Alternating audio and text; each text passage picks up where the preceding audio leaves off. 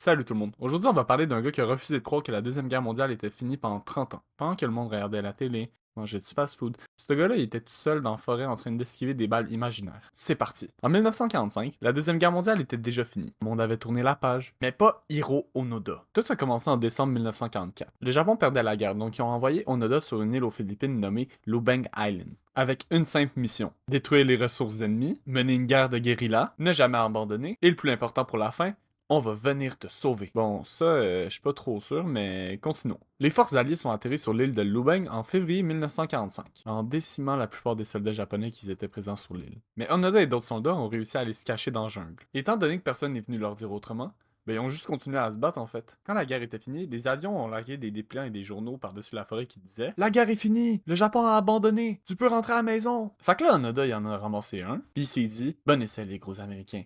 Mais vous pensez vraiment que je suis con?" Après ça, ils ont envoyé plus de dépliants, plus de journaux, puis même des fucking lettres de sa famille. Ensuite, les villageois ils ont essayé d'y parler, ils les ont tirés. Ensuite, le Japon ils ont envoyé sa propre famille pour essayer de le ramener à la maison, ils les ont tirés. Le dude a littéralement shot son fucking frère parce qu'il pensait qu'il faisait partie d'un complot ennemi. Puis là, à ce point-là, faut au moins que tu respectes l'engagement. Mais rapidement, ses alliés ont commencé à le quitter. Au début, il était pas tout seul, il y avait 3 autres soldats avec lui. En 1949, Yuichi Akatsu, il était tanné de vivre dans le jungle, donc il s'est rendu à l'armée philippine. La réaction d'Onoda, c'est sûr qu'il a été brainwash. En 1954, le caporal Soichi Shimada a été tué pendant une altercation avec la police. Et en 1972, le dernier soldat avec Onoda, Kinshiki Kozuka, s'est fait gunner par la police. Maintenant, t'es peut-être en train de te demander, qu'est-ce qu'ils ont fait pendant 28 ans pour survivre? Ben, en gros, ils brûlaient des chandries, pillaient des villages, et faisaient des gunfights avec la police. Mais maintenant, Onoda il était rendu tout seul, sur une île, aux Philippines. Et est-ce que finalement, il a abandonné?